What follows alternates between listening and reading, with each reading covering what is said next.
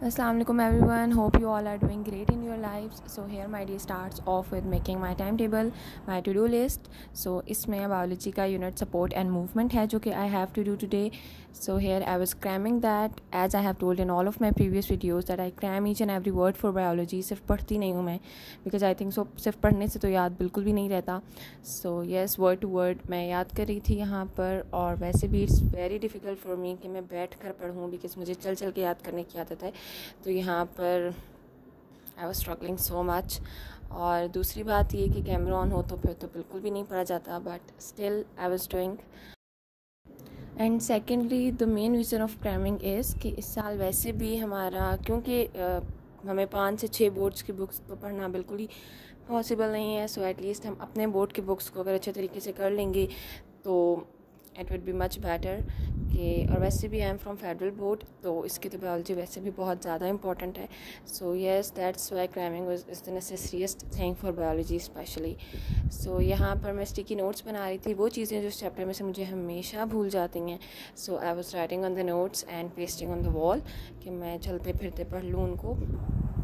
इसमें fibrous joints के कुछ जो कार्टिलेजेस के नेम्स हैं वो मुझे भूल जाते हैं. और यहाँ पर मैंने चैप्टर अपना कंप्लीट कर लिया था. ये लास्ट वाला टॉपिक मैंने नहीं किया था बिकॉज़ ये मैंने कभी भी नहीं किया ये वाला चैप्टर का ये वाला टॉपिक. अगर कभी टाइम मिला तो कर लूँगी because I hate this topic. उसके बाद आई प्रेड नमाज एंड फिर आ जाती है फ़िज़िक्स. मेरा बायो ऑलमोस्ट मैंने 1:30 पे स्टार्ट किया था और 3 बजे तक कंप्लीट हो गया था बिकॉज़ वो चैप्टर मैं काफ़ी दफ़ा कर चुकी हूँ. एंड हेयर्स माई फ़िज़िक्स का इलेक्ट्रोस्टैटिक वाला चैप्टर था आज के उसमें. सो आई वॉज़ डूइंग दैट. ये चैप्टर भी मैं 1000 बार कर चुकी हूँ और दोबारा पढ़ने का मेरा बिल्कुल भी मूड नहीं था, but still I was doing. So I thought कि एक लेक्चर ले लेती हूँ, उस लेक्चर से रिवाइज़ भी हो जाएगा और मुझे बुक से नहीं पढ़ना पड़ेगा. और जो मैं अपनी स्टेप अकेडमी मैंने ज्वाइन की हुई है ऑनलाइन, उसके लेक्चर्स भी मैं इस चैप्टर के बहुत बार ले चुकी थी. तो दोबारा उनका लेक्चर भी मुझे रटा हुआ है तो मुझे दोबारा लेना नहीं था. तो मैंने फिर सर्च कर लिया फ़िज़िक्स इन सेकेंड्स वाला. तो I have come to know today कि उसका जो हमारे पास फ़िज़िक्स इन सेकेंड्स वाले लाइव स्ट्रीमिंग दे रहे हैं जिसमें वो हर चैप्टर को डीपली कराते हैं. तो जब मैंने इनका इलेक्ट्रोस्टैटिक्स वाला खोला तो आई केम टू नो कि उसमें वो हमें सिर्फ MCQs करवा रहे हैं. मीन्स कि जो वो चैप्टर आप अच्छे तरीके से कर लें और उसके MCQ की वो फिर प्रैक्टिस कराएंगे, मतलब चैप्टर नहीं पढ़ा रहे इस दफ़ा की लाइव स्ट्रीमिंग्स में. सो आई वॉज़ वेरी हैप्पी कि चैप्टर्स तो हमें वैसे भी आते हैं और वह MCQs भी काफ़ी अच्छे थे उनके. तो ये रही जी फ़िज़िक्स इन सेकेंड्स की क्लास. ये लाइव स्ट्रीमिंग हो चुकी है और यहाँ पर बच्चे भी लाइव सवाल कर रहे होते थे. मतलब ये ऑलरेडी अपलोडेड है, मैं तो बाद में ले रही थी. So it's very good. तो यहाँ पे हमने अटैम्प्ट किए, मतलब 40 MCQs होते हैं ऑलमोस्ट. तो पहले आप अगर चैप्टर अपना अच्छे तरीके से कर लेते हैं तो उसके बाद आप ये आराम से कर सकते हैं, MCQ सॉल्व कर सकते हैं. और जो MCQ नहीं होता, आपसे नहीं हो रहा, वो लाइव स्ट्रीमिंग में आप उनसे पूछ सकते हैं, वो आपको जवाब भी देंगे. So it's very beneficial. मुझे तो कल ही पता लगा इसके बारे में. सो या बायो फिज़िक्स का, क्योंकि ये चैप्टर में स्टेप के, ये जो आज तीनों चैप्टर्स मेरे टू डू लिस्ट में थे, ये मैं स्टेप के सेल्फ असेसमेंट टेस्ट में ऑलरेडी दे चुकी थी. तो इसलिए फिर मुझे दोबारा, तो मैं तब भी 1000 बार ये चैप्टर अपना कर चुकी थी, दोबारा करने का बिल्कुल भी मूड नहीं था. तो बस मैंने यही लेक्चर्स लिए, MCQ लिए किए. तो आई केम टू नो कि मुझे ये चैप्टर आता है बहुत अच्छे तरीके से. सो यहाँ पर हमने फिर ये चैप्टर सॉल्व किया, इसके MCQ सॉल्व किए. 2 घंटे 15 मिनट की एक इलेक्ट्रोस्टैटिक्स वाले चैप्टर्स के 2 पार्ट्स थे. 2 पार्ट्स में वीडियो अपलोडेड थी. 2-2.5 घंटे के 2 पार्ट्स, मीन्स ऑलमोस्ट 4 घंटे 30 मिनट्स और 5 आवर्स तक की क्लास होगी. सो मैंने सिर्फ एक इसका पार्ट लिया बिकॉज़ टाइम नहीं था, और मैंने सिर्फ 2.5 घंटे की एक ही इनकी ये वाला पार्ट लिया जिसमें 40 MCQ थे.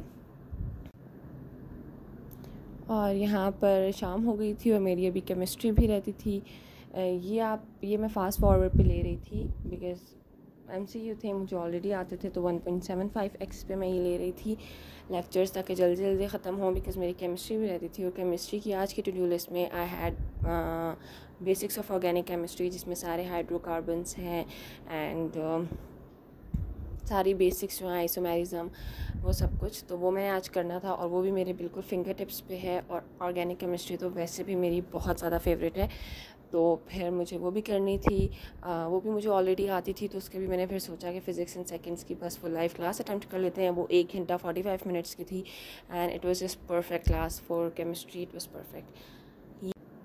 फिर जो एक्स्ट्रा पॉइंट्स थे वो मैं इस तरह से स्टिकी नोट्स पे लिखकर पेस्ट कर रही थी अपने ऑलरेडी मेड नोट्स में। सो या इस तरह से फिर मेरा ये लेक्चर हो गया कंप्लीट। उसके बाद I was very tired, so मैंने अंगना देखा which is nowadays my favourite drama. So I watched that. So yeah 1 घंटा ऑलमोस्ट इस पे लग गया। उसके बाद फिर मैंने खाना वगैरह खाया and then I open chemistry.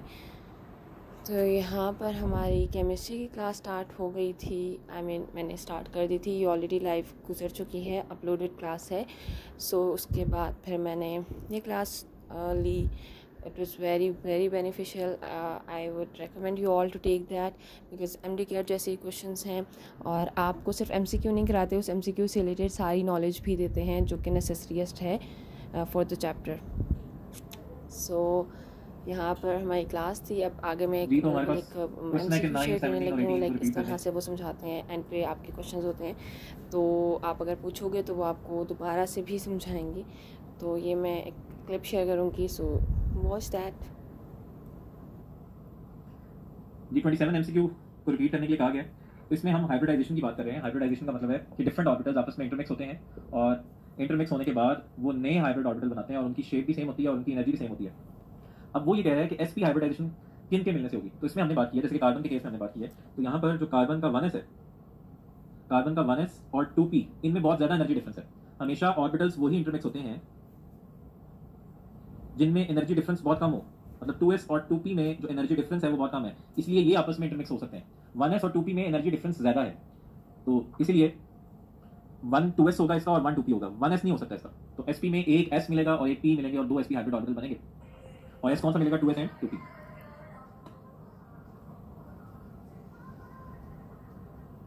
जी अब हमारे पास MCQ नंबर 18 है। How many esters are possible for C4H8O2। तो सबसे पहले आपने how many esters are possible for C4H8O2। तो सबसे पहले आपने एस्टर का जो जनरल फार्मूला है वो ड्रॉ कर लिया। हमारे पास जो एस्टर का जनरल फार्मूला था वो था RCOOR।